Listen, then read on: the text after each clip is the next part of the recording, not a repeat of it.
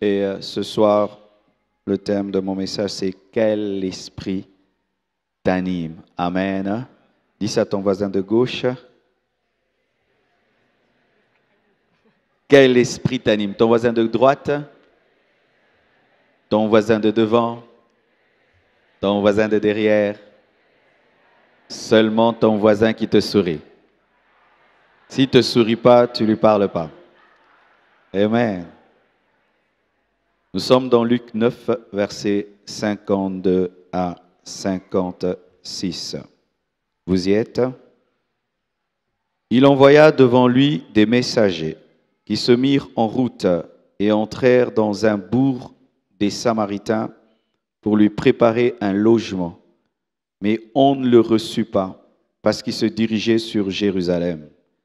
Les disciples Jacques et Jean, voyant cela, dirent « Seigneur, veux-tu que nous commandions que le feu descende du ciel et les consume ?» Jésus se tourna vers eux et les réprimanda, disant « Vous ne savez de quel esprit vous êtes animés, car le Fils de l'homme est venu, non pour perdre les âmes des hommes, mais pour les sauver. » Et ils allèrent dans un autre bourg. Que Dieu bénisse sa parole. Asseyez-vous, s'il vous plaît. Je demande à toutes les mamans qui ont des enfants qui pleurent et tout, si elles peuvent être de l'autre côté, vous saurez aussi entendre, parce que tous les bruits entrent dans le live. Quel esprit t'anime? Ou en d'autres termes, tu es habité par quel esprit? Ou quel esprit te dirige? Ou quel esprit te conduit? Quel esprit t'influence? Cela veut dire la même chose. Quel esprit t'anime? Hier, tu t'es rendu compte que tu étais un homme animal, que tu étais soit un homme charnel, soit tu étais un homme spirituel ou un rétrograde. Mais aujourd'hui encore, Dieu veut te fixer pour que tu saches qui est en toi, qui est en toi. Jésus-Christ allait vers Jérusalem et il a utilisé un raccourci, celui de la Samarie. Car il y avait un raccourci pour aller plus vite à Jérusalem, il fallait traverser, passer par la Samarie. Et lorsqu'il passait par là, il a eu besoin d'un logement. Et les Samaritains ont refusé de le recevoir parce qu'il allait vers Jérusalem. Il y avait un tel antagonisme entre les Juifs et les Samaritains qu'ils ont refusé de donner à Jésus-Christ un logement. Et ces deux disciples remplis de zèle, Jacques et Jean, décident et demandent à Jésus-Christ la permission de demander, de commander au feu, de descendre du ciel pour consumer tous les Samaritains. Ils pensaient être sous l'emprise d'un bon esprit. Ils pensaient qu'ils étaient en train de défendre les intérêts de Dieu, les intérêts de Jésus, alors qu'ils étaient sous l'emprise d'un mauvais esprit. Donc, il peut se faire que tu sois sous l'emprise d'un mauvais esprit sans que tu le saches. Et même dans les choses de Dieu, parce que là, c'était pour défendre Jésus-Christ. Ce n'était pas pour défendre un roi de ce monde, c'était pour défendre Jésus. Mais ils étaient sous l'emprise d'un mauvais esprit, malgré qu'ils défendaient la cause de Christ. Ils étaient sous l'influence d'un mauvais esprit, car Jésus-Christ se tourna vers eux, les réprimandant, disant « Vous ne savez de quel esprit vous êtes animés ?» Et ce n'était pas le Saint-Esprit, c'était un esprit de mort, un esprit de destruction, un esprit de vengeance, un esprit de haine, alors que Jésus-Christ, lui, mu par le Saint-Esprit, était venu pardonner, était venu sauver. Mais ses disciples, Jacques et Jean, malgré qu'ils étaient à côté de Jésus-Christ, étaient sous l'emprise d'un mauvais esprit. Tu peux être à côté d'un homme de Dieu, mais tu es sous l'emprise d'un mauvais esprit. Tu peux être dans une église, mais tu es sous l'emprise d'un mauvais esprit. Jacques et Jean étaient à côté de Jésus-Christ, le roi des rois, la parole faite chair, mais ils étaient sous l'emprise d'un mauvais esprit. Et c'est un esprit religieux parce que au nom de la religion, aujourd'hui, les gens tuent, les gens massacrent, les gens bombardent, les gens font du mal au nom de Dieu, les gens font du mal et ils pensent qu'ils sont sous l'emprise du Saint-Esprit alors que c'est un mauvais esprit. Une religion qui tue n'est pas de Dieu. Amen. Une religion qui détruit n'est pas de Dieu. Et eux pensaient faire la volonté de Dieu alors qu'ils étaient sous l'emprise d'un mauvais esprit. Et toi, mon frère, ma sœur, qui t'anime? Qui est en toi? Quel est l'esprit qui te conduit? Quel est l'esprit qui influence ta vie? Sachez, mes frères et sœurs, que sur la terre, il y a plusieurs sortes d'esprits. Plusieurs sortes d'esprits. Il y a l'esprit de l'homme, il y a les démons, le diable, les anges, le Saint-Esprit, Jésus-Christ, le Père. Tous sont des esprits. L'esprit de l'homme est un esprit. Les démons sont des esprits.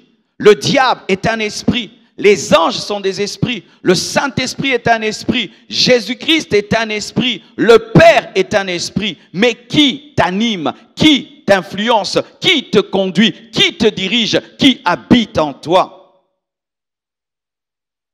Je vais répartir ces esprits en trois. Il y a les esprits impurs, il y a les esprits purs et il y a les esprits maisons.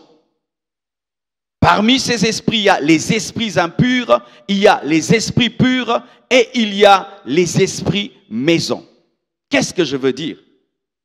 Les démons, le diable sont des esprits impurs. Il n'y a pas des bons démons. Amen. Hein? Car des fois dans la magie, il y a des gens qui te disent moi je fais la magie blanche, une magie qui protège, une magie qui garde. J'ai des bons esprits protecteurs qui me donnent de l'intelligence. Il n'y a pas de bons démons. Tous les démons sont des mauvais démons. Amen. Hein? Il n'y a pas de bonne magie. Toute magie est mauvaise. Amen. Et le chef des démons, c'est Satan. Qui est Satan? Satan au préalable n'était pas Satan. Satan, au commencement, était Lucifer.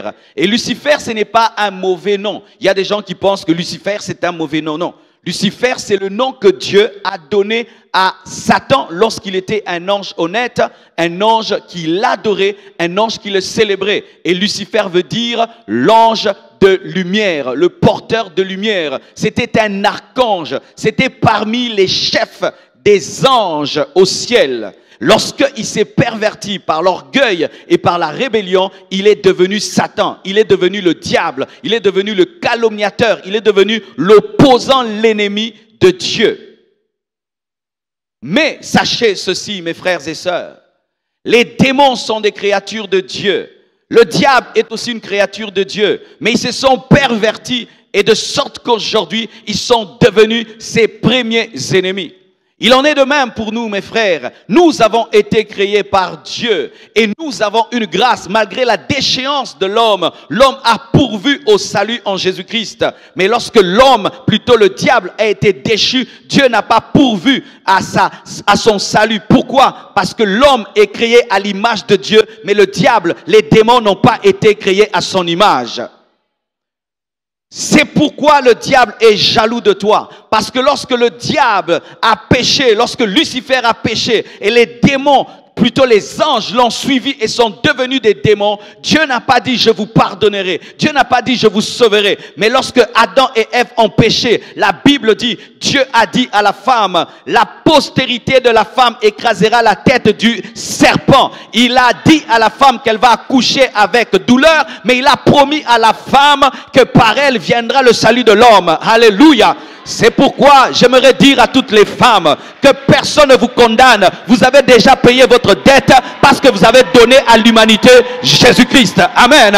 Et Jésus-Christ est appelé la postérité de la femme, pas la postérité de l'homme. Il est la postérité de la femme parce que l'homme n'a pas participé à la naissance de Jésus-Christ, mais la femme a porté Jésus-Christ dans son ventre. Que personne ne dise que la femme ne peut pas prêcher, la femme ne peut pas enseigner parce que les femmes ont péché.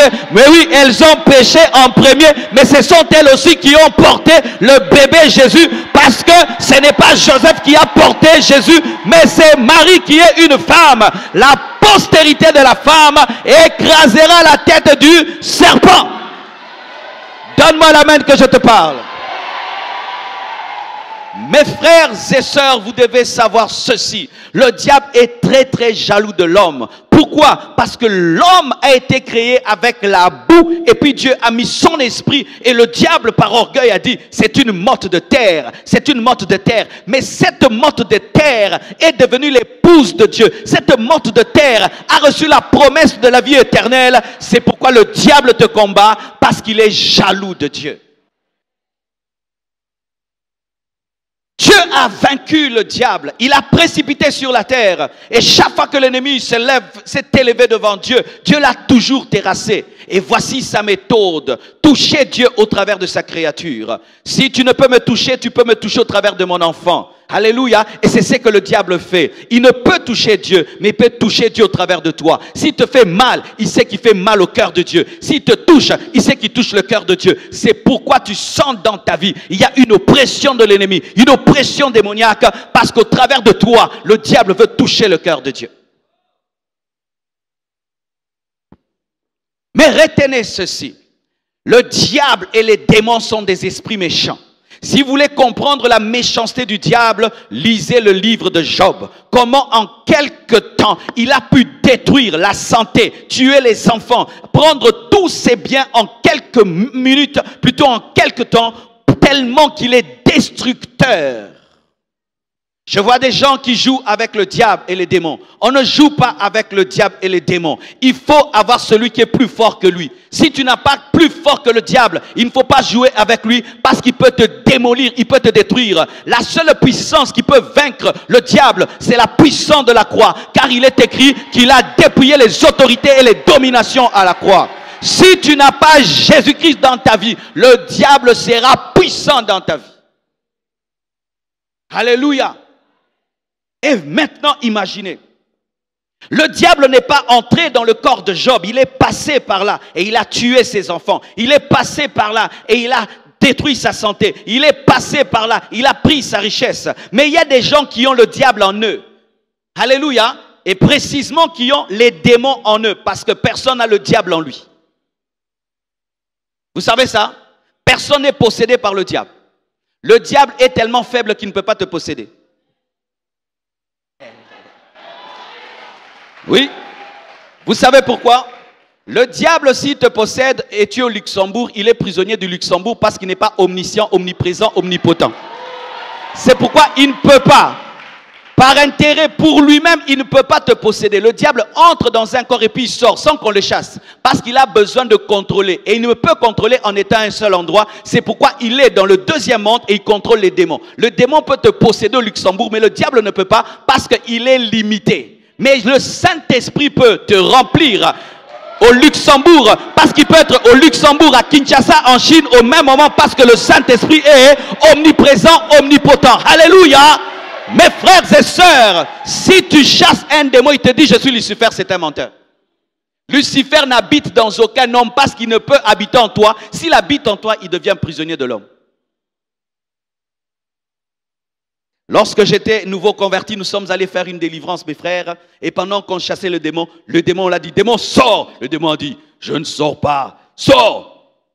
Et il a dit, je suis Lucifer. On a crié, ya, ya. Qu'est-ce qu'il y a? Lui-même est là. Lui-même, qui? Lui-même. Et aujourd'hui, je me moque de moi-même. Ça ne pouvait pas être lui. Le diable ne se déplace pas pour rien. Il s'est déplacé spécialement pour Jésus-Christ parce que Jésus n'était pas n'importe qui. Amen. Hein? Quand le diable attaque un petit, il envoie des petits démons t'attaquer. Amen. Pour que le diable en personne vienne vers toi, tu dois atteindre les sommets. Amen. Alors mon frère, ma soeur, si déjà le diable a peur d'habiter dans un homme, sachez ceci mes frères, qu'en Christ nous le dominerons toujours, nous le dominerons toujours, nous le dominerons toujours. Et sachez qu'un nouveau converti est capable de chasser le diable en personne. Un nouveau converti dit seulement Jésus et le diable s'en va. Est-ce que vous le croyez? Mes frères, c'est la vérité, c'est la vérité. Tu n'as pas besoin d'être pasteur pour chasser le diable, car il est écrit, je vous donne le pouvoir de marcher sur les scorpions, sur les serpents, sur toute la puissance de l'ennemi, et rien ne pourra vous nuire. Et il ne dit pas ça aux apôtres seulement, il ne dit pas seulement aux pasteurs, mais à tout disciple. Voici les signes qui accompagneront ceux qui auront cru. En mon nom, ils chasseront les démons. Si tu as cru, tu peux chasser les démons. Sans le pasteur, sans le pasteur. Donne-moi la main que je te parle. Aujourd'hui, les pasteurs, nous avons pris le pouvoir de chasser les démons. Il est devenu nôtre. Ce n'est pas biblique. Amen. Hein? C'est pourquoi moi, la nuit, je dors. Amen. Hein? Si un fidèle m'appelle, oh, il y a des démons dans ma maison, je dis, chasse-les toi-même. Chasse-les toi-même. Chasse-les toi-même. Je ne viendrai pas rapidement en voiture. Non, je ne suis pas Dieu. Je suis un enfant de Dieu comme toi. J'ai le pouvoir comme toi. Et tu peux chasser les démons comme moi. Les apôtres ont dit, nous sommes des hommes de la même nature que vous. Donne-moi l'amen. Les esprits impurs étaient des anges qui se sont rebellés. Le diable a séduit le 1/3 des anges. Le 1/3. Les anges sont des myriades et des myriades. Le diable a pu séduire le 1/3 des anges pour révéler sa capacité persuasive. Mon frère, sans Jésus, si tu es face au diable, il va te séduire. Il m'est déjà apparu une fois, mes frères. Vous savez, toujours, nous avons l'image du diable avec une queue et des cornes. Oh, mes frères, il n'en a pas. Ce diable-là, tu ne le rencontreras jamais parce que déjà, tu le chasseras par sa laideur. Et c'est un stratège, il se déguise en ange de lumière. Il m'est apparu dans la forme la plus belle. C'était un beau jeune homme, très très beau. Il attirait les gens, il avait un magnétisme, mais il y avait quelque chose dans sa beauté. Il avait un regard rempli d'orgueil et de méchanceté. Et l'esprit m'a dit, ce n'est pas Jésus, c'est le diable. Car lorsque le diable veut te séduire, il prendra la forme de Christ.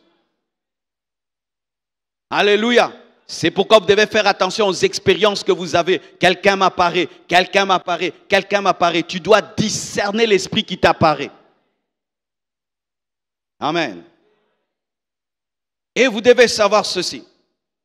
Il y a aussi des esprits purs, et je préfère dire les esprits qui sont saints. Amen. Les anges. Les anges sont des créatures.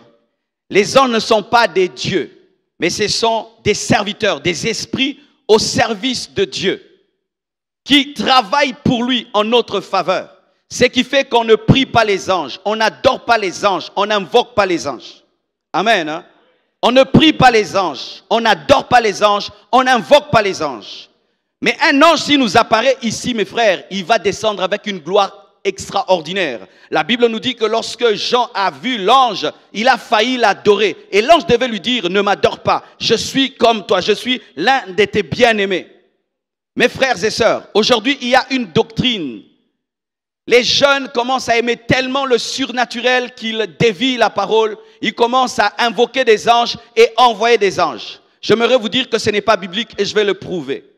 Si tu appelles Michael au Luxembourg, mais Dieu l'a envoyé en Chine, il ira où? Alors ce n'est pas à nous de les envoyer parce que nous ne connaissons pas tout le programme de Dieu. C'est à nous de prier Dieu et c'est à Dieu d'envoyer les anges. Amen. Hein? C'est Dieu qui envoie les anges. Toi, tu ne pries pas les anges. Mais tu vas me dire, mais des fois, lorsque nous faisons des délivrances et des services de puissance, nous disons, ange descend là et ange descend là. Il y a des manifestations. La manifestation n'est pas la preuve de la vérité.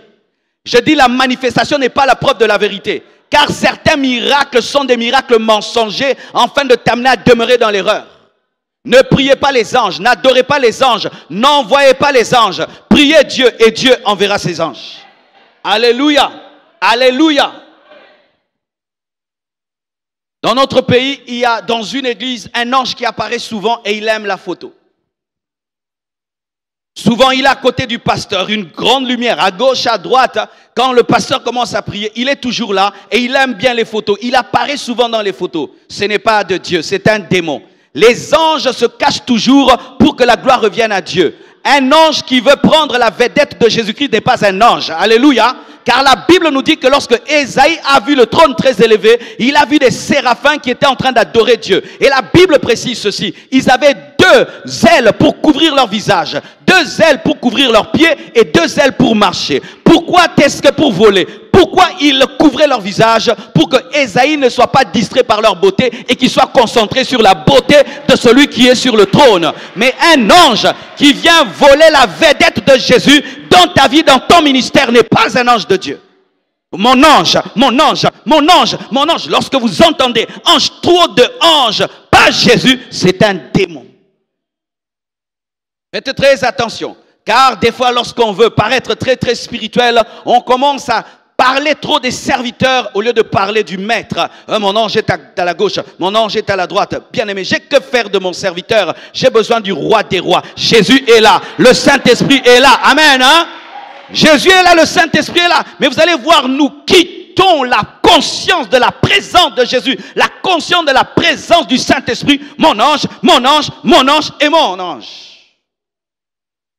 Et même encore dans le domaine des anges, ne forcez pas les visions angéliques, amen, hein, où tu te concentres.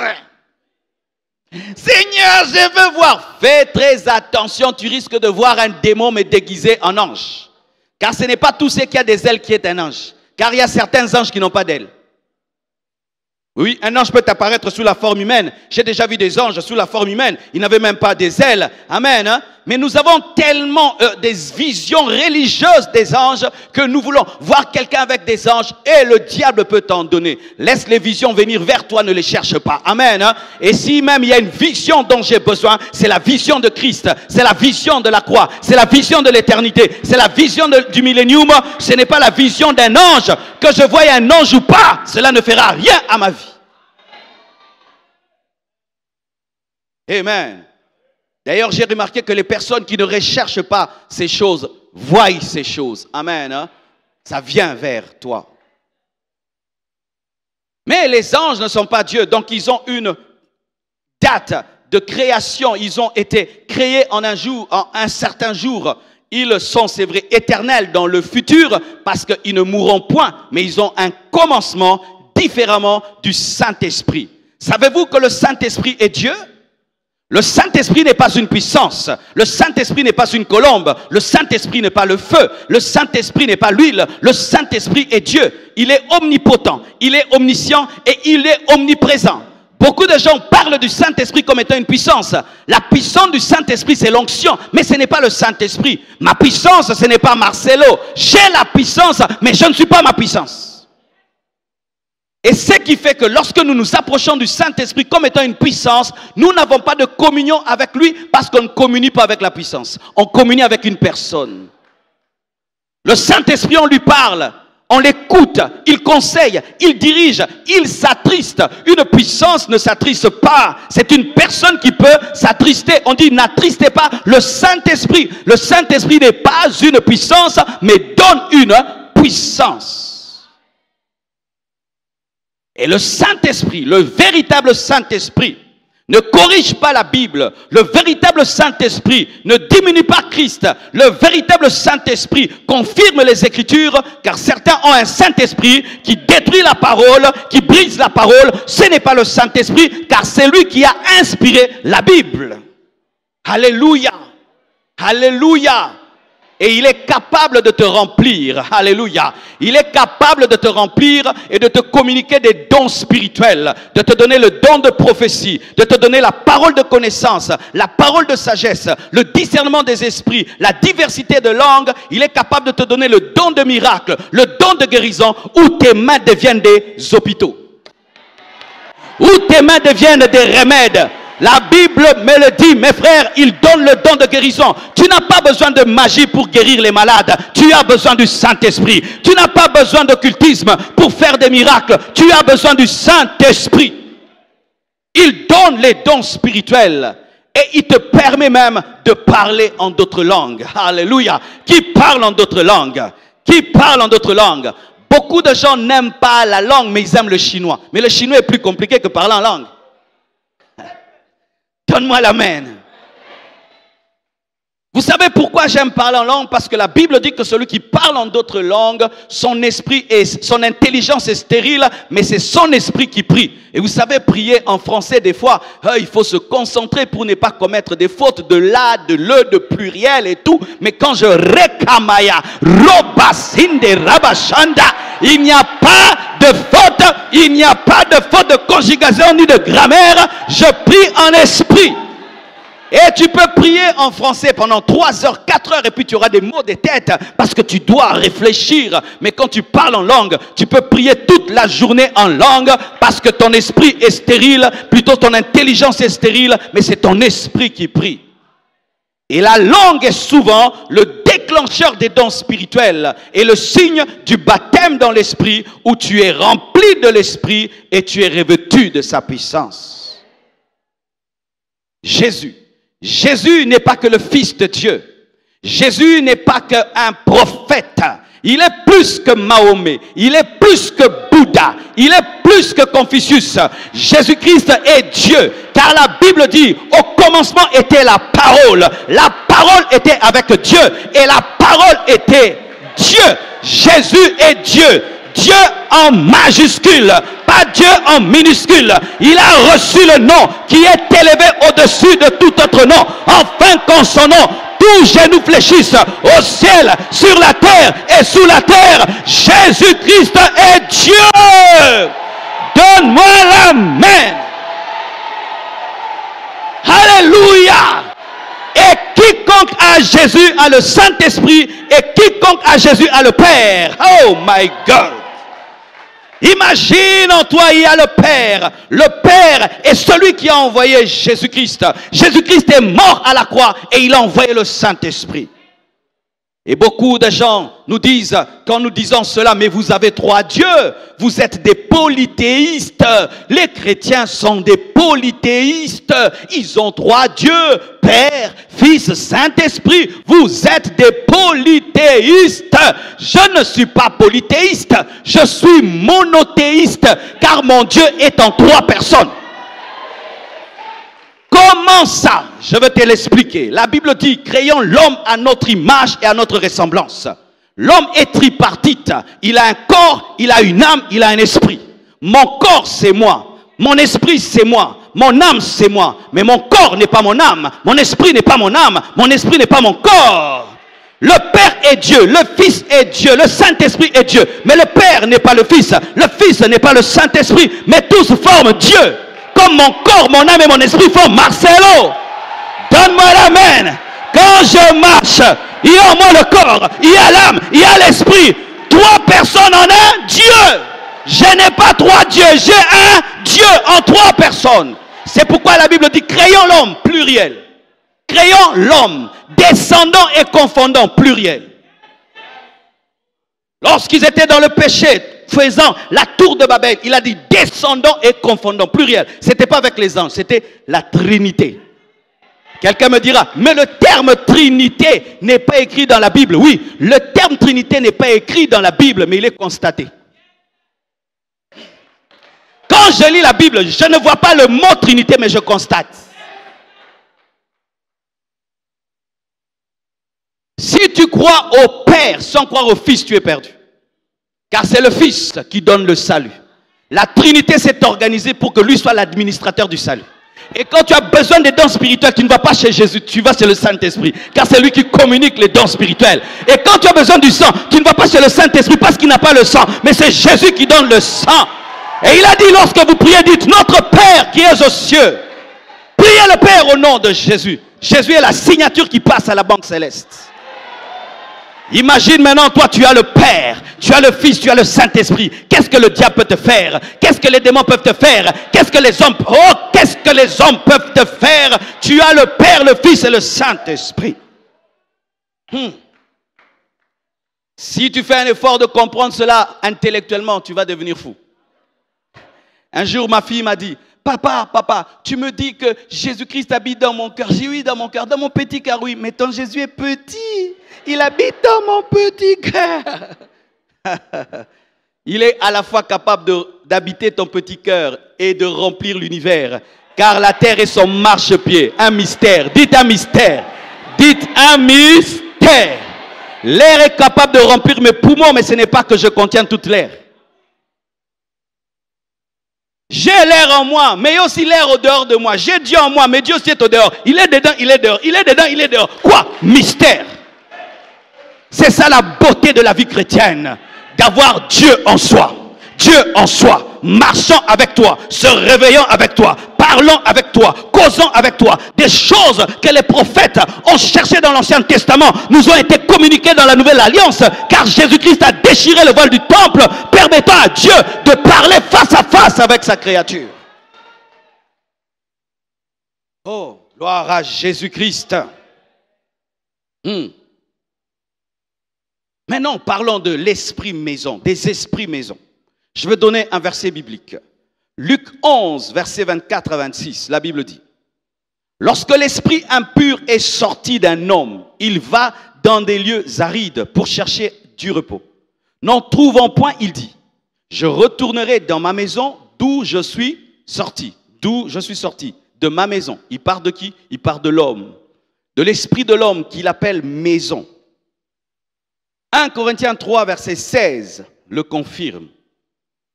1 Corinthiens 3, 16. Ne savez-vous pas que vous êtes le temple de Dieu et que l'Esprit de Dieu habite en vous? Alors retenez, il y a les esprits impurs, le diable et ses démons, les esprits saints, les anges, le Père, le Fils et le Saint-Esprit. Et il y a aussi les esprits maison, les esprits des hommes, ton esprit. Et les esprits maison sont réellement comme des maisons. Vous voyez là, nous sommes venus ici et tout d'un coup c'est devenu une église. Et on va partir et puis d'un coup ça peut être un concert et puis ça peut devenir une salle de fête, ça peut devenir une cour de récréation, ça peut devenir beaucoup de choses, une maison. Une maison n'a pas de nature propre, elle dépend de ce qui habite en elle.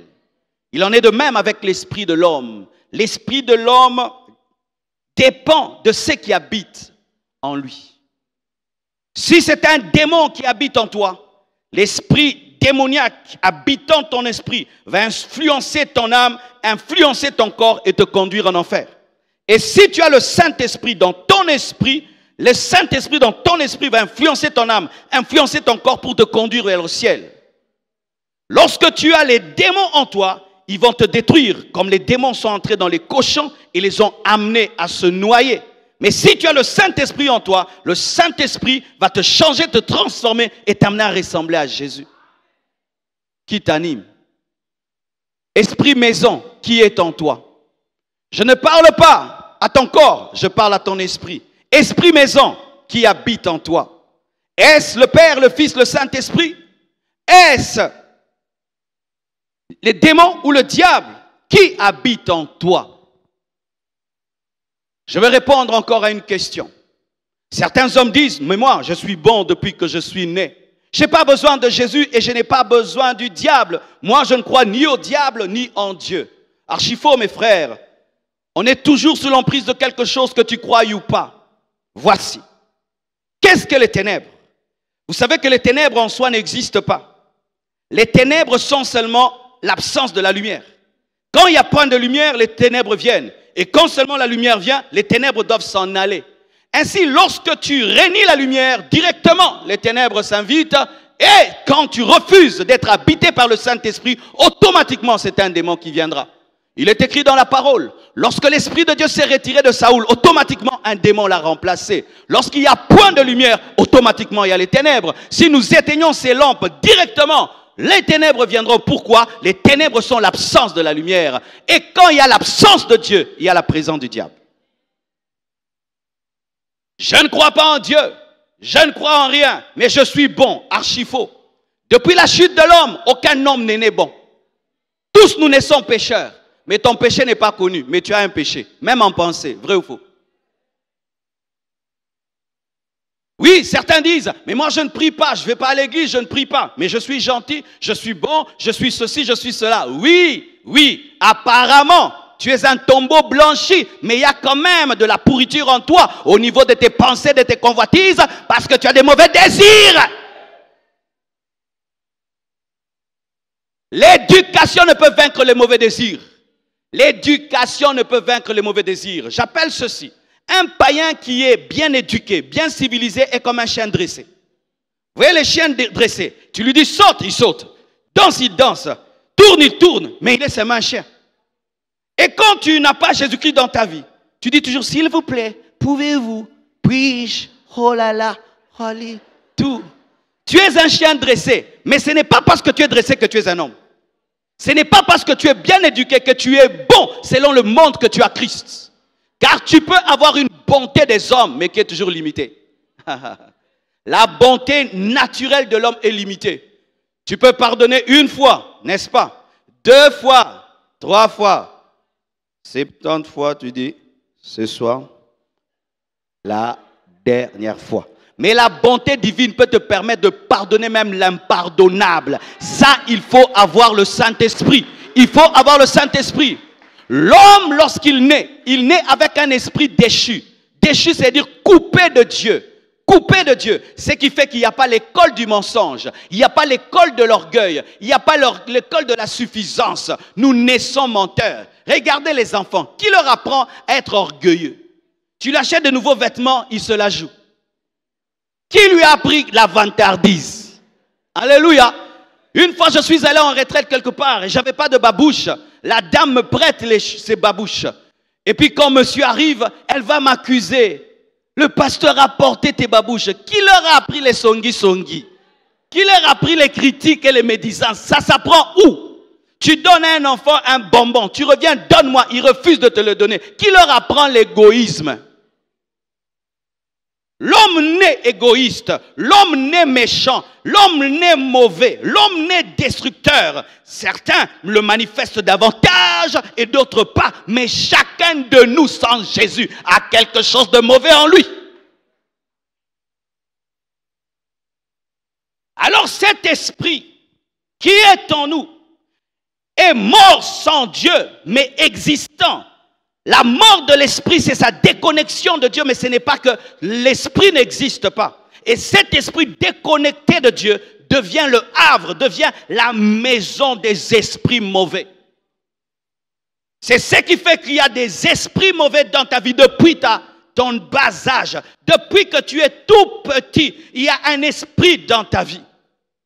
Et il a grandi en toi, année après année, de sorte qu'il est collé à ta vie et il ressemble à un filigrane. Vous voyez le billet, le filigrane est tellement dans le billet que tu penses qu'il est le billet. Et cet esprit est tellement dans ta vie qu'on pense que c'est ta personnalité alors que c'est l'esprit. C'est ma manière d'être, c'est ma manière de faire, c'est ma manière, alors qu'il y a un esprit qui a habité en toi depuis ton enfance. Je viens de Brazzaville. Après une croisade, une jeune sœur est passée. Voici ce qu'elle témoigne.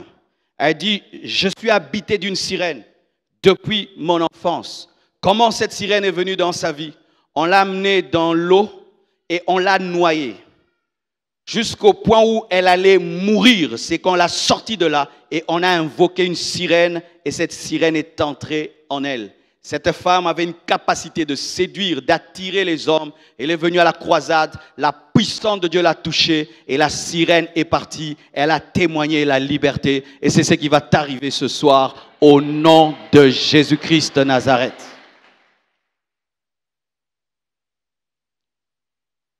Comment savoir que tu as l'Esprit de Dieu en toi ou un démon? Comment savoir? La Bible dit, on reconnaît un arbre par ses fruits. Matthieu 7, versets 16 à 20. Vous les reconnaîtrez à leurs fruits. Cueille-t-on des raisins sur des épines ou des figues sur des chardons?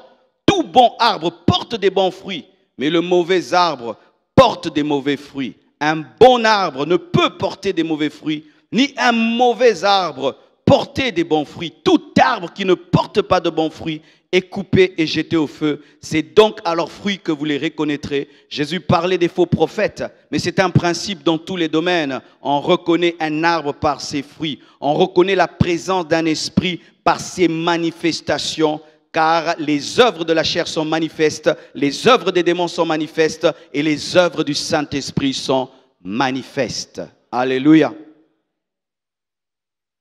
Un homme de Dieu, pendant longtemps, avait des démons, mais il ne le savait pas.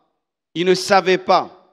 Alors son ministère ne grandissait pas. Il a prié, il a jeûné, le ministère n'avançait pas. Il est allé voir un autre serviteur de Dieu qui était vraiment loin dans ce domaine et il va lui dire, tu as en toi un esprit religieux. Il a dit, quoi? Un esprit religieux? C'est un démon aussi. Il a dit, oui. Tu as un esprit religieux qui te bloque de sorte que tu ne peux opérer spirituellement. Et il prie pour cet homme de Dieu. Un esprit sort de lui et il avait vu la vision de cet esprit. Il avait une queue crochue et quand cet esprit est sorti, il l'a blessé même pour lui laisser une trace afin qu'il s'en souvienne.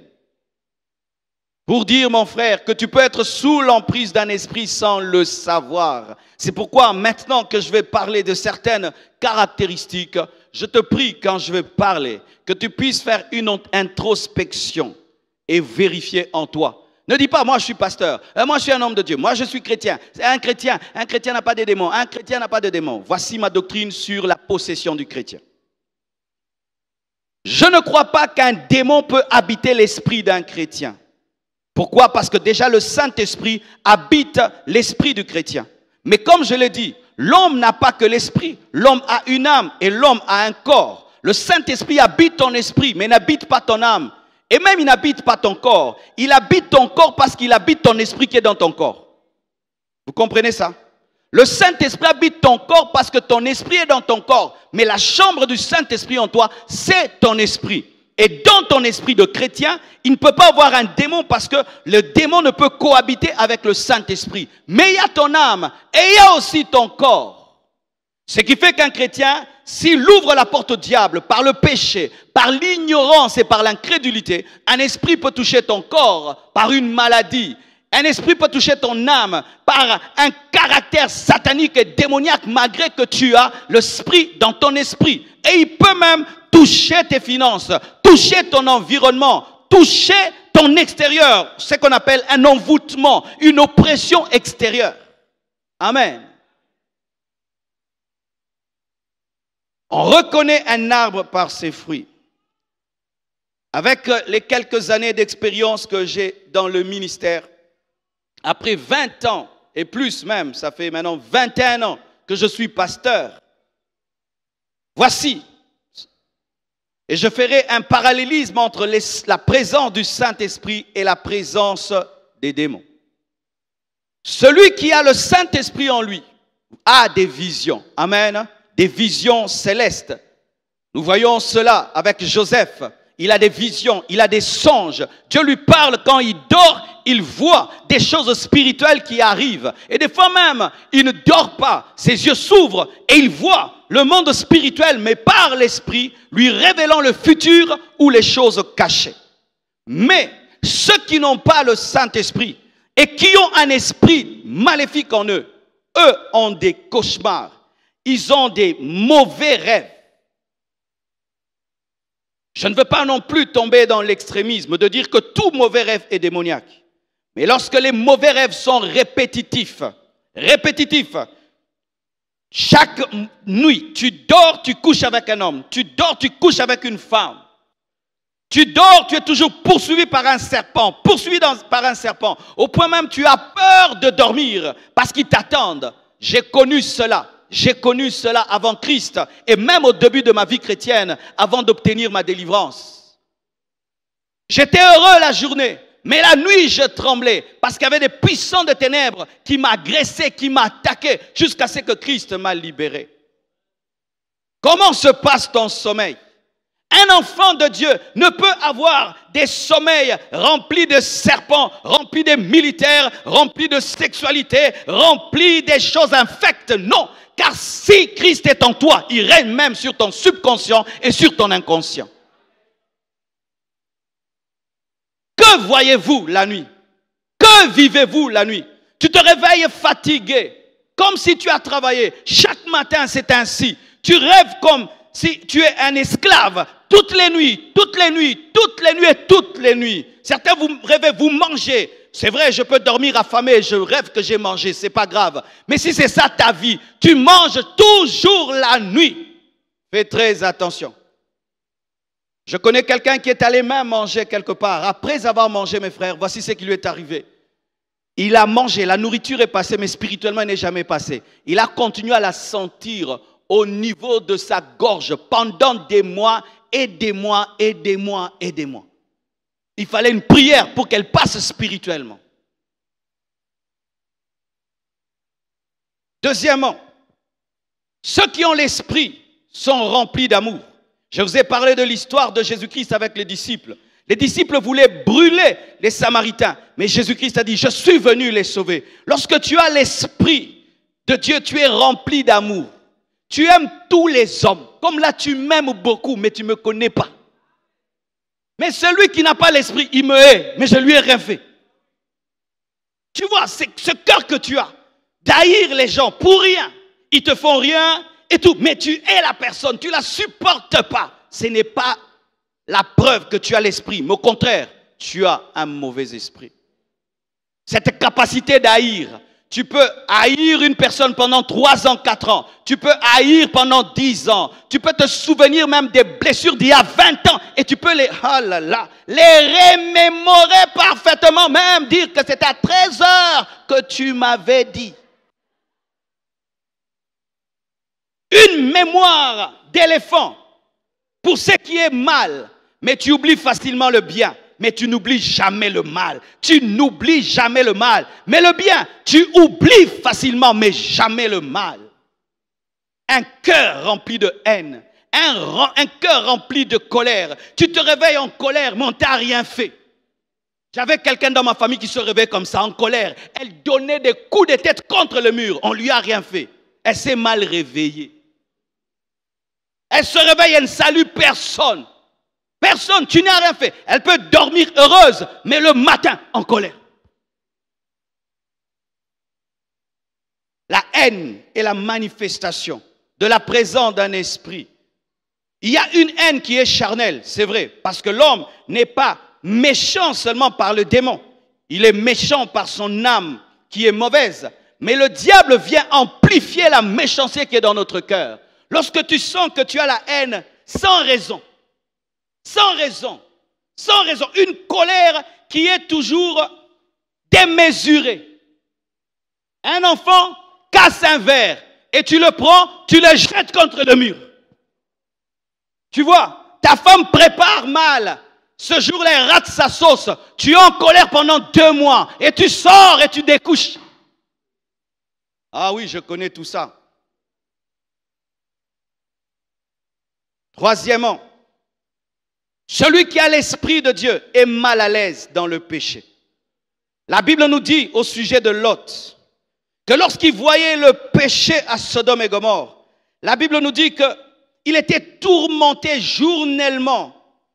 Son âme, juste à cause de ce qu'il voyait et il entendait et les œuvres des criminels. Lot était tourmenté par le péché. Lorsque quelqu'un a le Saint-Esprit, il est tourmenté par le péché. Le péché des autres et ses propres péchés. Lorsqu'il fait le mal, il s'en veut. Il se culpabilise. Il dit, pourquoi j'ai dit, pourquoi je fais? Il perd la joie dans le péché. Il perd le sommeil dans le péché. Il maigrit parce qu'il pêche.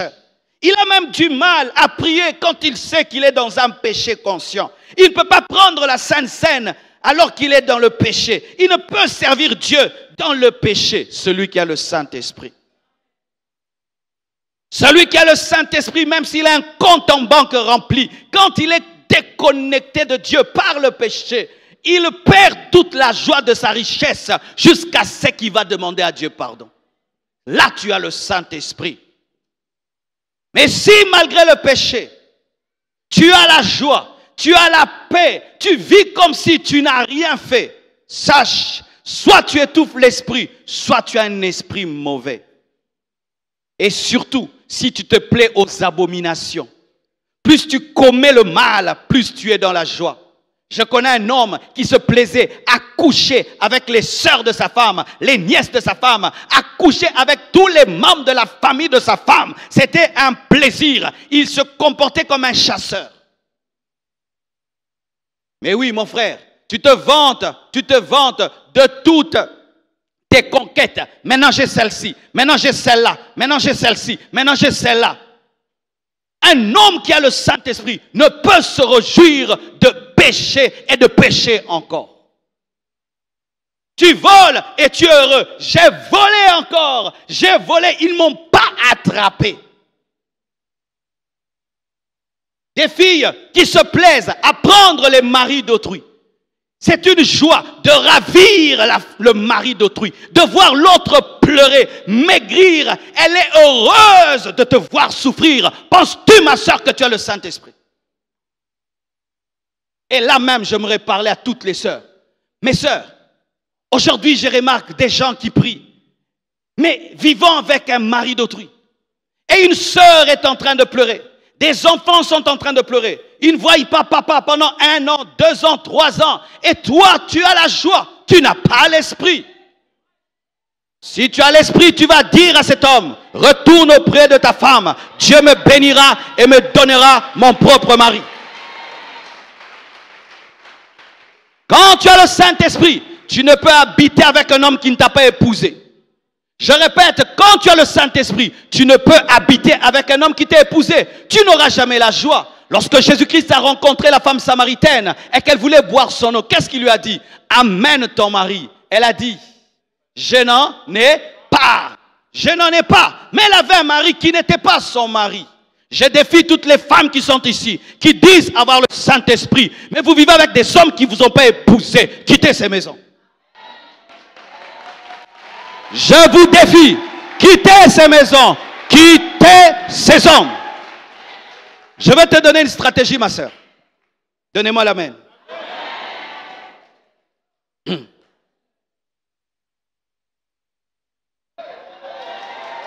Écoutez ceci.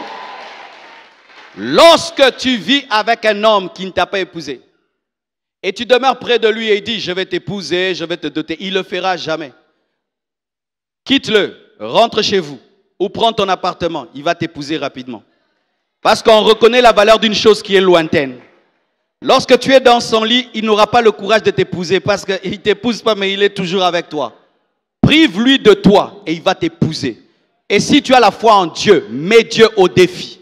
Et si ce n'est pas l'homme de ta vie, il va te dire fini et Dieu te donnera un autre homme. Sachez ceci, avoir les enfants avec un homme, ce n'est pas le mariage. Même si on t'appelle papa, tu es le papa des enfants, mais pour Dieu, tu n'es pas le vrai papa.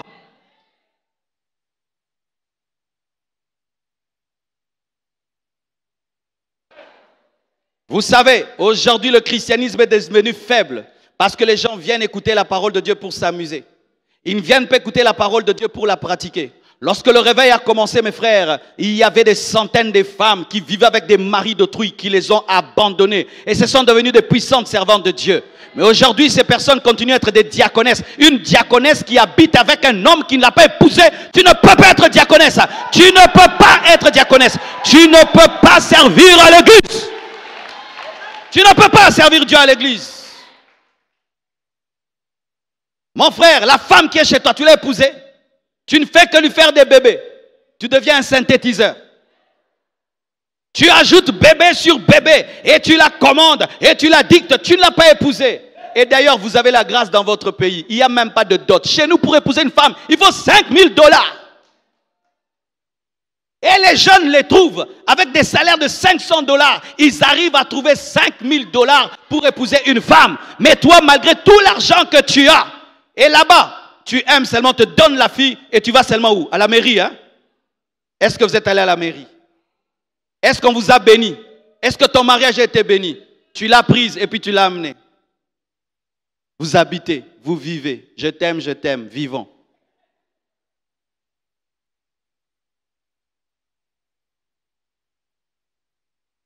Mes frères et sœurs, un homme qui a le Saint-Esprit ne supporte pas le péché. S'il y a une chose qui me torture dans ma vie, c'est lorsque je sens que l'Esprit de Dieu n'aime pas quelque chose en moi. Ce n'est pas manquer de l'argent, n'est pas avoir une grande église, n'est pas ceci. C'est quand ma communion avec Dieu est touchée. Là, je sens comme si j'ai une tache sur mon corps.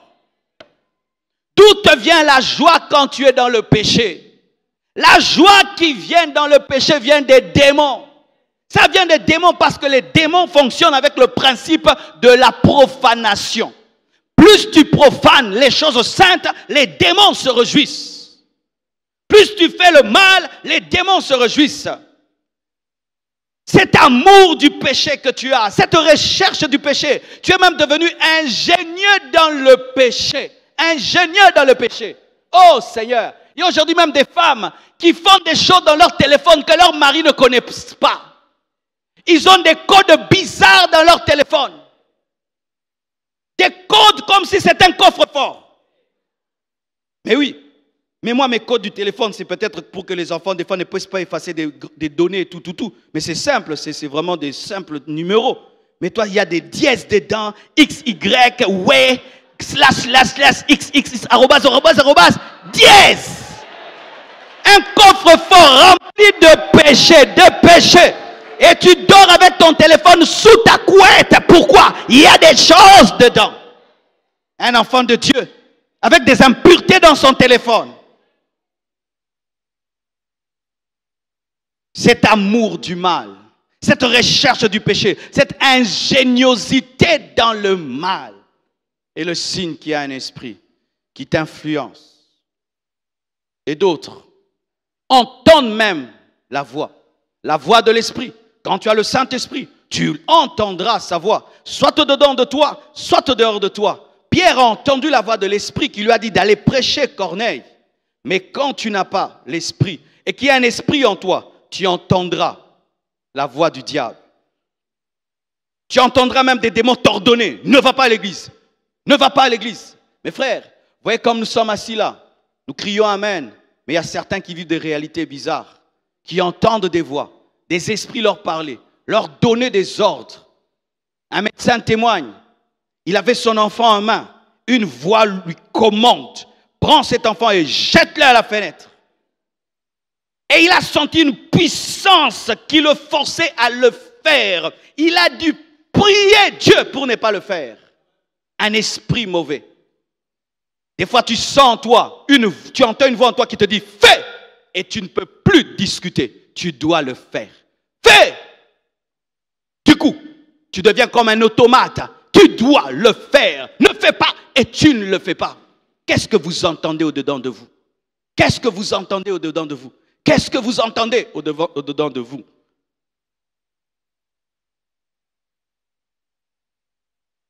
Celui qui a le Saint-Esprit ressent la présence de Dieu.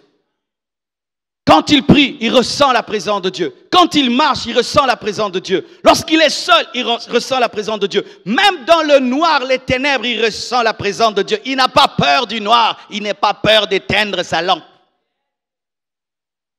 Mais ceux qui ont des démons ressentent des présences démoniaques. Des fois même, tu as la chair de poule. Tu sens une présence bizarre autour de toi. Quand j'étais païen, une fois j'ai eu une expérience de la présence des démons. Ils m'ont paralysé, de sorte que je ne pouvais pas parler, ni crier, ni bouger mon doigt. Et il y a beaucoup qui ressentent cela. Des fois, tu ressens quelque chose venir sur toi.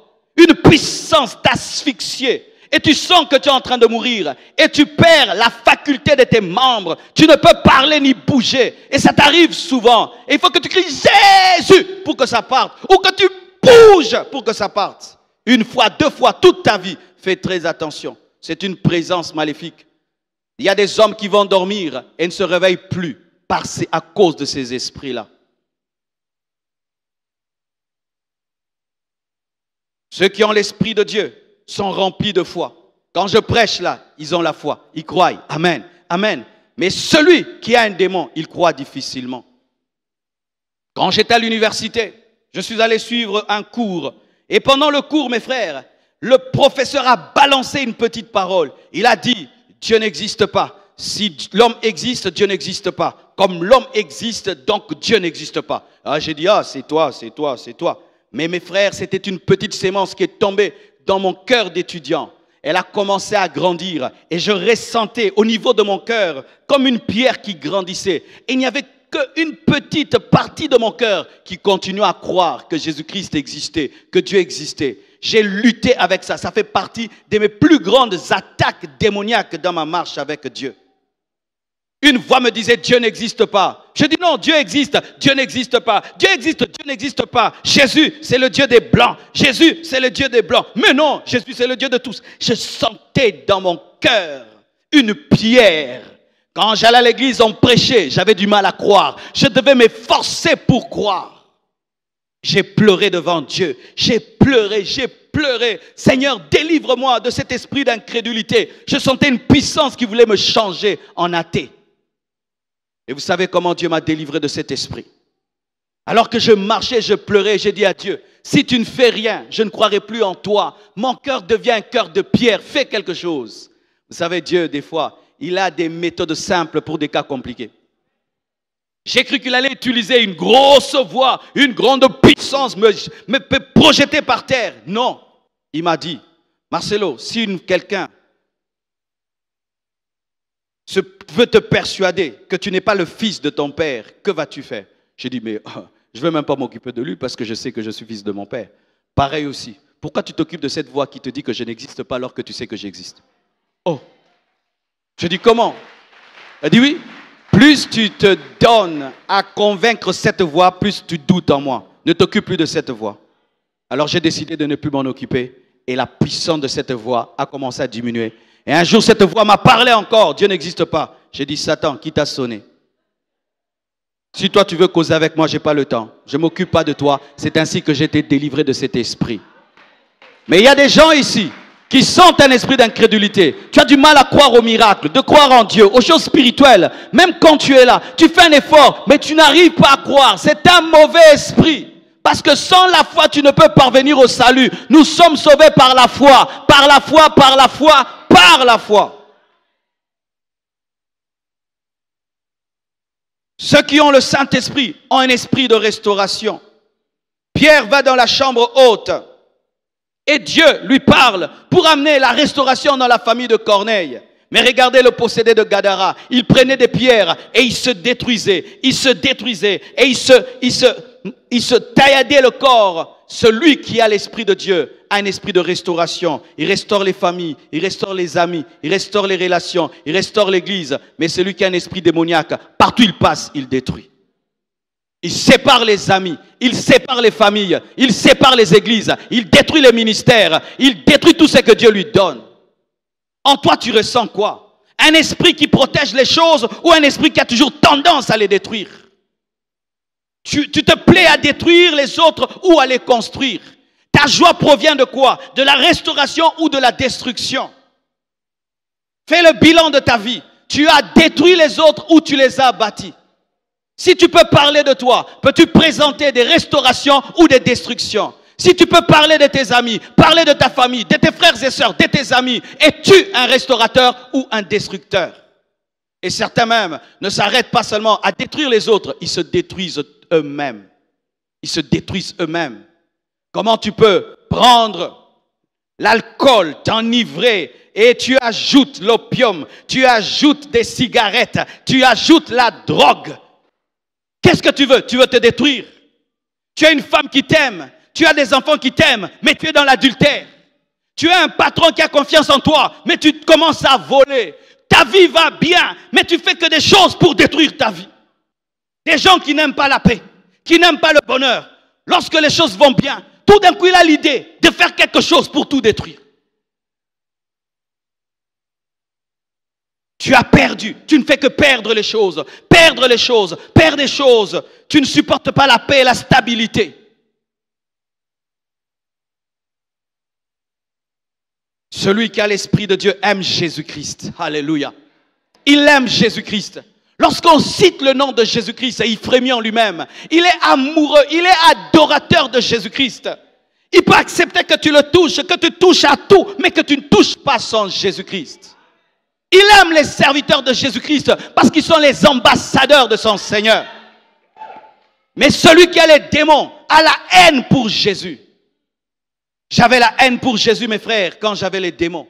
Je prenais des baffles et je les mettais contre les églises. Quand le pasteur prêchait, je prenais les baffles et je mettais à côté de l'église. Et le pasteur n'avait pas de micro. Et quand il était énervé, j'étais dans la joie. Il me dit, Marcelo, éteins tes baffles. J'ai dit que ton Dieu t'achète des baffles, pasteur. Vous imaginez, j'avais la haine pour les hommes de Dieu. Quand tu as la sainteté, j'ai envie de te gifler. Si tu me prêches la Bible, j'ai envie de t'insulter. Je ne supportais pas ce qui est saint. Je ne supportais pas ce qui parlait de Jésus. Je ne supportais pas. Il y avait en moi quelque chose qui s'opposait à Dieu. Lorsque Paul était rempli des démons, il combattait Christ. Mais le jour qu'il était rempli de l'Esprit, il acceptait de mourir pour Christ. Tu aimes insulter les serviteurs de Dieu. Tu aimes tout le temps parler du mal des hommes de Dieu. Si tu entends qu'il y a un scandale sur un homme de Dieu, waouh, quelle joie, c'est comme un gâteau. Tu as appris quoi? Tel homme de Dieu, on l'a arrêté. Mais si tu apprends qu'un homme de Dieu, Dieu l'élève, Dieu le bénit, tu es jaloux, jaloux. alors qu'il ne t'a rien fait, c'est un esprit démoniaque. Quand tu aimes Jésus, tu aimes ses serviteurs et tu aimes ses enfants. J'aimerais terminer. Ceux qui ont le Saint-Esprit ont la puissance de Dieu par Jésus-Christ. Mais ceux qui n'ont pas le Saint-Esprit et qui ont les démons ont la puissance sans Jésus-Christ. Qu'est-ce que je veux dire? Il fallait que la puissance de l'Esprit vienne sur les apôtres qui avaient reçu Jésus-Christ pour que Pierre puisse dire « Je n'ai ni or ni argent, mais ce que j'ai, je te le donne. » Cette puissance n'est pas venue de lui, n'est pas venue de son hérédité, de son père, de sa mère, mais est venue de l'Esprit par Jésus. Mais il y a des gens, je ne sais pas si vous, ici, vous avez de telles personnes, mais nous en Afrique, nous avons des familles qui ont des dons de guérison. C'est-à-dire, papa n'est pas chrétien, il n'est pas enfant de Dieu. Mais si tu es malade, il peut toucher ta jambe et la guérir. Il peut te regarder, il t'annonce le futur sans qu'il ait le Saint-Esprit. C'est un don familial héréditaire. Sachez que c'est un démon. Lorsque tu opères dans le surnaturel sans le Saint-Esprit, sache que tu opères par les démons, car le surnaturel sans le Saint-Esprit est démoniaque. Je suis capable de voir le futur, de lire l'avenir. Je suis capable de prier, les gens sont guéris. As-tu l'Esprit? Non. As-tu Jésus? Non. J'ai ce pouvoir, sache que c'est démoniaque. Aujourd'hui, avec les films qu'on nous met à la télévision, les super pouvoirs, nos enfants sont prédisposés à opérer dans la puissance, mais sans Dieu. Qui t'anime? Qui est en toi? Pose cette question à ton voisin. Qui t'anime? Qui est en toi? Alléluia. Celui qui a le Saint-Esprit voit des paroles de vie sortir de lui. Mais celui qui a les démons, ce sont des paroles de mort. Et même ce sont les démons qui parlent dans sa bouche. Jésus-Christ disait, je suis la vie, je suis la résurrection et la vie. Et lorsqu'il parlait, il disait, en vérité, je vous le dis, l'Esprit parlait en Jésus. Mais le possédé de Gadara, un démon a parlé en lui et a dit, je suis légion. Est-ce que tu peux nous permettre d'aller dans ces cochons? C'est un démon qui a parlé dans sa bouche. Qui parle dans ta bouche? Tu es réputé avoir des paroles qui restaurent, des paroles qui vivifient, ou tu es réputé avoir des paroles méchantes. Il y a des gens, lorsqu'ils veulent parler, les gens bouchent les oreilles, vrai ou faux? Tu sais que c'est une bombe qui est capable de te rendre triste pendant 3 mois. Eh oui, et il y a certains même qui s'en glorifient. Eh, attention, oh, ne me provoque pas, hein. Tu sais comment je parle. Alors, ne me provoque pas. Parce que je vais te dire une seule phrase. Tu vas le regretter toute ta vie. Tu as une capacité d'insulter quelqu'un au point où ils se sont diminués, détruits, anéantis. Quand tu parles, c'est comme s'il y a un esprit mauvais qui est à tes côtés et qui te dit ce que réellement tu dois dire pour blesser. Tu as un don. Tu sais toucher là où ça fait mal. Et tu détruis tes enfants. Il y a des mères pareilles. Elle peut regarder sa fille et l'insulter. Sa fille est très belle. Du coup, elle se sent vraiment rien du tout. Il y a des hommes qui peuvent regarder sa femme. Une seule parole. Et sa femme est complexée toute sa vie. Et toi, tu es une machine en matière de paroles de destruction. Comment parles-tu? Mais il y a des gens, quand ils parlent, c'est comme si Dieu qui parle. Poussés par l'esprit, ils ont annoncé les oracles de Dieu. Quand tu parles, qui parle en toi? Qui parle en toi? Et j'aimerais même, si tu es marié, pose la question à ta femme, pose la question à tes enfants. Ils te diront quel esprit parle en toi. Car mes frères, le domaine de la parole révèle souvent les esprits. N'est-ce pas quand nous chassons les démons? Tu dis démon sort, tu vois un esprit qui dit je ne sortirai pas, je ne sortirai pas. Si cet esprit dit je ne sortirai pas, pendant la délivrance, sache qu'il parlait avant, sans manifestation. Vous comprenez ça? Comment parlez-vous? Comment parlez-vous? Vos paroles font très très mal ou donnent la paix et la joie. Et tu sais mon frère, lorsqu'un esprit parle en toi, tu n'auras pas d'amis. Tu n'auras pas de bonnes relations. Tu vas détruire ton mariage. Tu vas détruire tes enfants. Tu vas perdre ton emploi. Tu vas perdre tes employés. Tu perdras tellement de choses. Rien que par ta manière de parler, tu perdras beaucoup de choses. Mais quand tu es rempli de l'esprit, des fois même tu veux mal parler, ta bouche change. Vrai ou faux? Ça t'arrive? Alléluia. Où tu dis, celui-là avec ce qu'il m'a dit hier, aujourd'hui s'il ose, il va me sentir. Quand il arrive, frère, comment ça va? Et quand tu rentres à la maison, mais comment je n'ai pas dit? Ce n'est plus moi qui vis, mais c'est Christ qui vit en moi. Ce n'est plus moi qui parle, mais c'est Christ qui parle en moi. Oh, alléluia! Je l'ai expérimenté, mes frères, au début de ma vie chrétienne. Lorsque j'étais païen, j'étais vraiment un garçon qui était derrière les filles. Et alors quand j'ai donné ma vie à Jésus-Christ, je suis allé dans une église et je chantais dans une chorale, on chantait. Et il y avait une choriste qui était très jolie, très jolie. Blanche, excuse-moi. Ça c'est le passé. Hein. Elle était très jolie. Alors on chantait ensemble pendant qu'on chante do, do, je la regarde, ré, ré, ah, ah. Et l'amour remplit mon cœur. Remplit mon cœur. Et c'était le mariage de notre pasteur. On était tous ensemble à la fête de mariage. Et tout le monde était parti. On restait un petit groupe de choristes. Elle était au coin là-bas. Et puis, une voix me dit, va lui parler. Va lui parler. Va lui parler. Hein, tu es un homme quand même. C'est pas parce que tu pries que tu n'es pas un homme. Faites attention à cette voix-là qui te dit, tu es un homme. Tu es un homme, tu dois prouver que tu es un homme. Attends, tu prouveras. Et puis je me lève et je pars. Quand je l'appelle, je dis, tu sais, Dieu est grand. Dieu est merveilleux. Voyez, le ciel, Jésus-Christ nous demande de le craindre, de vivre dans la sainteté. J'étais en train de dire des choses, moi je dis, mais qu'est-ce que je dis là? J'étais tellement rempli de l'esprit que je ne pouvais pas dire autre chose que la parole. Que cela t'arrive, que cela t'arrive. Quand tu décides de blesser, tu n'arrives plus à blesser. Tu décides de faire le mal, tu n'arrives pas à faire le mal à cause de l'esprit qui est en toi.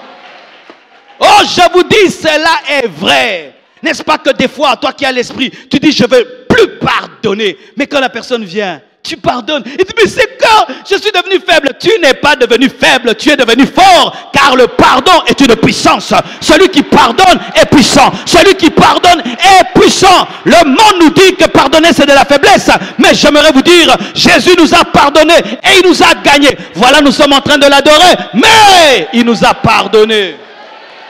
Tu n'es pas faible lorsque tu pardonnes. Tu n'es pas faible lorsque tu salues celui qui ne te salue pas. Tu n'es pas faible lorsque tu es toujours celui qui commence la conversation. Je ne veux pas parler. C'est toujours moi qui commence. C'est toujours moi qui commence dans cette maison. Les couples, alléluia. Les couples, alléluia. C'est toujours moi, c'est toujours moi. Je ne parle pas aujourd'hui. Je ne parle pas aujourd'hui. Et puis tu te dis, bonjour. Comment tu vas? Et le diable te dit, toi, tu es devenu bête. Non, tu n'es pas bête. C'est toi le leader de la maison. C'est toi le leader de la maison. C'est toi le garant de la paix. C'est toi le garant de la joie. C'est par toi que Dieu passe. Tu n'es pas faible. C'est toi qui es puissant. Et au dernier jour, Dieu te récompensera d'avoir été son instrument dans ta maison. Oh, donne-moi un amen. Et voici la stratégie quand vous ne causez pas à la maison. Tu sais qu'est-ce qu'il faut faire? Pendant que tu dors, cogne là. La conversation va commencer là. Oh, tu m'as cogné. Oh, excuse. On va causer, on va causer. On va causer, on va causer.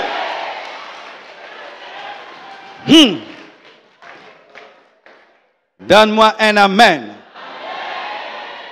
Et vous allez voir, lorsqu'on parle de l'Antichrist dans l'Apocalypse 13, versets 4 à 6, on dit quoi? Il avait une bouche remplie de blasphème, une bouche pour insulter, une bouche remplie d'arrogance. La bête est caractérisée par les blasphèmes et les insultes contre Dieu. Le fils du diable sera caractérisé par une bouche remplie des injures, remplie de blasphèmes, remplie d'insultes contre Dieu. Là où il y a les démons, voici ces choses. La liste n'est pas exhaustive, mais c'est suffisant pour que tu saches qui est en toi et qui t'anime. Mais il y a une exception, que beaucoup de gens ne maîtrisent pas, même dans le domaine de la délivrance. Il y a des gens qui ne sont pas possédés, ni influencés par des démons, ni par le Saint-Esprit, mais par des esprits humains. Vous le savez? Oui. Un homme occulte peut quitter son corps et entrer dans ton corps. Nous le voyons dans des délivrances. Tu chasses un démon, ce n'est pas un démon, c'est une personne qui a quitté son corps et qui est entrée dans le corps de l'autre. Et certains, ce n'est pas seulement un esprit humain, démoniaque, parce que tu ne peux entrer dans le corps de l'autre sans être sous l'influence des démons, mais des fois c'est un esprit qui n'est pas en toi, mais qui te contrôle. C'est-à-dire que tu es sous l'emprise de quelqu'un. Tu ne penses plus par toi-même. Tu ne réfléchis plus par toi-même. Il y a quelqu'un qui a une emprise sur toi. Tu as tellement peur de cette personne qu'elle te contrôle. Elle n'habite pas en toi, mais son esprit est hors de toi, mais t'influence tellement, te terrorise. De sorte que tu as renoncé à tes rêves pour ses rêves. Tu as renoncé à tes projets pour ses projets. Parce que cet esprit-là te contrôle. Certains hommes sont sous l'emprise des hommes. Regardez aujourd'hui, un jeune garçon commence à suivre une star de ce monde, commence à suivre ses clips, et ses clips, et ses clips, et ses clips, et vous voyez, l'habillement change, les manières changent, la coiffure change, et tout change. Pourquoi? Justin Bieber. Vous voyez, c'est l'esprit d'un homme, mais qui t'influence. Moi, quand j'étais païen, c'était Michael Jackson. Mes frères, je ne parlais pas anglais, mais j'ai chanté en anglais. Pile, pile, den, den, den, pile, just pile, pile, pile. Et je disais à mon père, il faut qu'il me donne des petits pantalons qui me serrent. Il fallait trouver un blouson même si j'ai chaud. Pourquoi? Jackson. À qui veux-tu ressembler? Qui est ton modèle et qui t'influence? À qui penses-tu tout le temps? Oui, qui hante tes pensées? Si ce n'est pas Jésus-Christ qui hante tes pensées, tu es peut-être sous le contrôle d'un esprit humain. Le matin, tu penses à telle personne, à la même personne. Tu parles d'elle, tu penses à elle, tu parles d'elle, tu penses à elle. Tu fais tout en fonction d'elle. Tu peux être sous le contrôle d'un esprit humain. Une fois, j'ai prié pour une fille. Elle aimait tellement une star de ce monde. Et quand elle est venue, j'ai prié pour elle. Cette star a parlé dans sa bouche. Cette star a parlé dans sa bouche. Quel esprit t'anime? Quel esprit te dirige? Je suis sûr, après avoir entendu cela, tu aimerais sortir de toute emprise démoniaque. Voici la solution. Qui aimerait entendre la solution? Lorsque Jésus-Christ a parlé à la femme samaritaine, lui disant que le puits de Jacob ne pouvait désaltérer sa soif, présentant l'eau de l'esprit, cette femme a dit, donne-moi de cette eau. Et Jésus-Christ lui a dit, ramène ton mari. Jésus l'a amené à mettre sa vie en ordre. Tu ne peux recevoir les choses de Dieu avec les mains sales. Si tu es un chrétien, tu dois te sanctifier et te repentir. Mais si tu es un homme animal, c'est-à-dire un païen, tu dois d'abord croire en Jésus-Christ pour être délivré.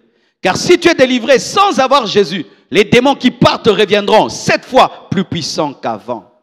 Aujourd'hui, malheureusement, les hommes veulent les choses de Dieu sans être les fils de Dieu. Alors que la Bible dit, dites, notre Père qui est aux cieux, avant de dire, donne-nous le pain quotidien.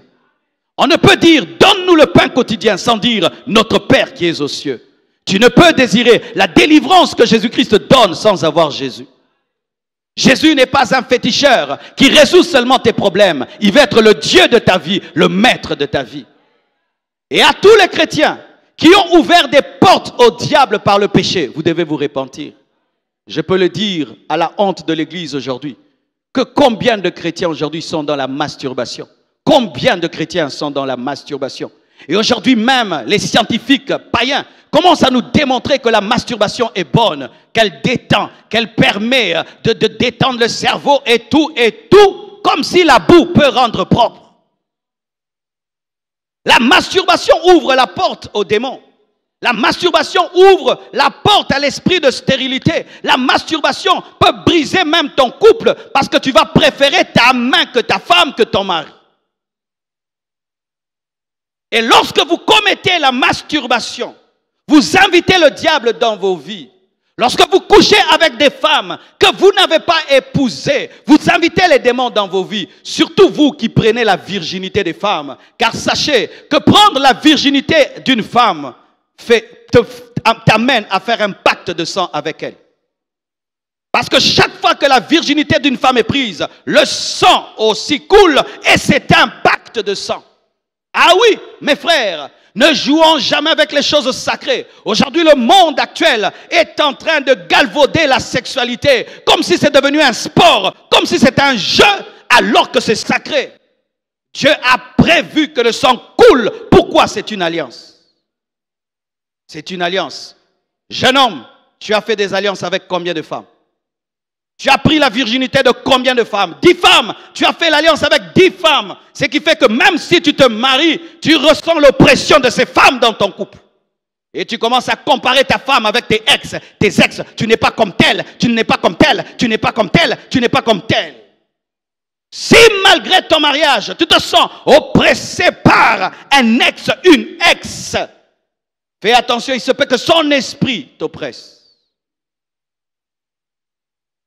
J'aime votre silence aujourd'hui.